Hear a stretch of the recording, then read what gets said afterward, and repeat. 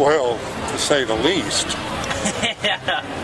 I mean, I always say, like, people talk about how crazy all this stuff is, but, you know, like, politics was always kind of crazy. We had Teddy Roosevelt. He would just go to Yellowstone National Park for months on end. Yeah. And kill, like, safari animals. Yeah. Andrew Jackson was hog wild. Like, it's always been this bad. Yeah, and sometimes even more. You look back about what they used to call each other. Yeah. It's tame, what they call compared to what they used to. That's true. That's true. But it's still damn interesting now. It's, you know, Never not. it's wild. So what do you plan to do with your political? Well, I also happen to be a jazz pianist, so I kind of want to go down here and just make music. That's Wait good. for things to breeze over for a little bit. Yeah. And then, I don't know. I like maybe work in Washington. We'll see. As what? How would you? I mean, what would you do in Washington? What would you do? With the political consultant, or would you run for office? I'd like to work in a congressional office. Yeah. Like be a legislative aide or something. Just get to do a lot of research, or like work for like the OMB or somewhere where I just get to do all sorts of like research and analysis and score things. I like judging. And journalism, of course. We'll see how it goes. I did a political science internship for a while, and I decided that talking to politicians for my job might drive me crazy. So these days, I think more about. I like food a lot. Honestly, I love cooking. I think I might want to write about food. Well, and you could be down here too. Exactly. Exactly. Yeah, good move. So indeed. Yeah. So, what is your take on the shutdown? You know, it's nothing new. It's ridiculous. I also think if you have control of both houses and the White House, you should be able to pass a budget. Yeah, well, indeed. We haven't passed a budget in, 10 years, I think? Yeah, like that. yeah. A little longer, I don't know. But what about my question of the day? I mean... Okay, so I think what Democrats would say would be that at a certain point, all Americans were illegals. Whoa. I'm sorry, that hardly washes. That's not... I mean George Washington wasn't born in America. Yeah, but that's apples and oranges. This is not the 1800s. True. We do have borders now. We do have, countries are solidified for the most part. And you do have to have control of borders. It's not like anybody can just come on over and... Yeah. So, I mean, it's a different ballpark now. But to hold, Americans hostage for illegals seems a bit odd. I just don't know. If my parents brought me here against my will and I didn't even know what the law was at all, I wouldn't want to be punished for it a decade later.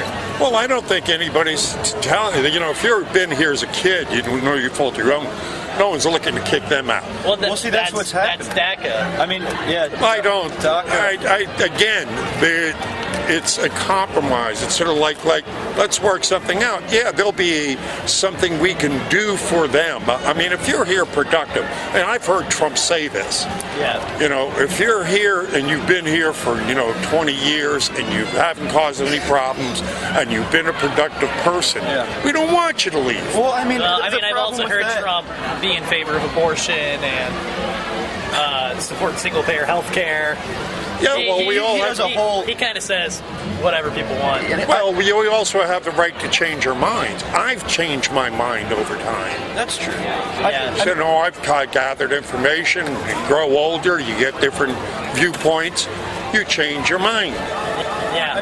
I mean, in terms of deporting people who aren't productive, though, I'm a Southeast Michigan native, Detroit area, and we just had it was major regional news, and it even touched the national news. There's a like 35-year-old father of 4 who has been a productive member of society, and he's currently being deported because he came in. He was one of the first people to come in right before DACA was instituted. His family gets to stay here. He's a tax-paying person. And I mean, if you want to pick the tomatoes for $2 an hour, all right. They only make up 1% of the illegals. I don't think so. I mean, yeah, the rest are because I've talked to a lot of small businessmen. So the illegals that come over, they'll work for them just long enough to find out how to work the system, and then they quit, and then they live off the dole. I mean, I've heard that over and over again. But you got to look at it this way. We're going to be facing a big crisis here in the future because of this. I mean, you got robotics and AI intelligence. Yeah, we can agree there. So we're going to be running, I mean, 30-40% of these jobs are going to be gone probably in the next 10 years. So why bring in low-skilled people when you won't need them? What are we going to do with them? So I got 2 wacky proposals that Democrats always have a problem with and Republicans always have a problem with, but I like. So, and I always want to get people's takes on them. So they're a little out there. Okay, so first one, get rid of all welfare. Like, you with me? And like, I mean literally everything. Like Medicare, Medicaid, Social Security. Scrap it all. What we do with that money instead is a public works program, where if you need help, you can get a good paying job, build our bridges, our railroads, our highway system, dams. We have one of the worst electrical grids ever. That's a security issue. Fix all that up, give everyone a job. Yeah. So if you, and like, we can have a range of jobs too, like blue collar, or, you know, if you are disabled or something, we can find a job for you. Yeah. But do a job. And pay these jobs at a living wage so people don't have to rely on food stamps. Actually, recently it was a couple of legislatures put that proposal forth just recently. They said, if you're going to work, if you're going to get welfare, you have to work first. Yeah, welfare for work. It's not even welfare for work. It's literally just, we're giving you a job. It's a federal job guaranteed. My second one, it's about taxes. Get rid of the income tax. Absolutely. Altogether. Lower the corporate tax to like 20. And in its place, to make up some of that money, we're going to have, here's the crazy part, a 90% estate tax on the top 1%. So it's if you want to be a millionaire, if you want to earn a fortune, there's no tax stopping you from being great. But no, we're not getting kids who are just inheriting $1 billion and then that's their contribution. Alice Walton, her dad invented Walmart. She makes $11 million a week. She doesn't do anything. She's an art collector. That's her. Those jobs shouldn't exist. Yeah, it's we take that, and if say you're a billionaire, you know that 95% of your money is going to get taxed when you die. You're going to spend it, or give to charity, or a church, or whoever. Yeah, I don't know if I'm so much in favor of that. I haven't found anyone that is. Yeah, well, because it starts to reek of socialism. It starts to reek of a lot of different things. And it does take sense incentive away. Why become a millionaire? If you can't, because the essence of a family is you try to make things better for your children. Oh, yeah. And look, if I'm a billionaire and say I just die with that money, my kid's still getting, I think, I did the math, like $50 million. My kid blows $50 million, God help him. Yeah. Well, I believe it in the sense, it also is a culture thing. We've gotten to a point where we still are, where we worship people just for being celebrities or being wealthy. Yeah, I hate that. And I think they should be shamed. In other words, if you're wealthy, you should, like philanthropists, give some of that wealth back. Types. Like Trump does. He's not taking he spends a lot of his money. He's a philanthropist. He gives a lot out. So, I mean, to a certain point, but I think and I'd have to look it up, but even at that tier, they have so much money that whatever philanthropy they're doing is less impactful than what would be affected by something like a 90% estate tax. Yeah, I just can't. Yeah, you're not gonna. That ain't gonna fly. No, you're just not gonna. It ain't gonna happen. Man. Yeah, Democrats hate it because you get rid of the income tax. Republicans hate it because you get the estate tax. I just like pissing both parties off. Yeah, well, it's kind of my specialty. Yeah. Well, that's I like you. Yeah, I worked full time for Bernie. You know, yeah, you probably don't like him because he's a socialist, but at least he's different. Well, I don't think he's different at all. Matter of fact, I think he's one of the crummiest lying pieces of shit. Oh, really? Well, look what he did. I mean, he obviously Clinton stole the nomination from him. Yeah, that's true. Yeah. And then he went out, stabbed all his followers in the back. Well, I was one of his to me, followers. that was one of the most treacherous political moves I had ever seen. I don't know about that one.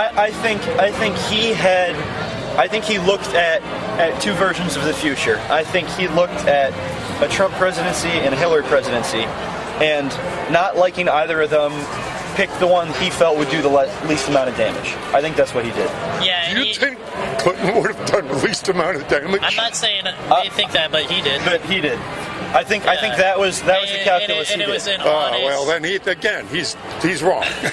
Well, there's a difference between thinking he's like a treacherous, wrong and misleading. You know, some people believe in the crazy shit they say, and very few politicians actually believe what they say. He's one of them. Trump's one of them too. But Bernie's also a big hypocrite. I mean, the guy's good.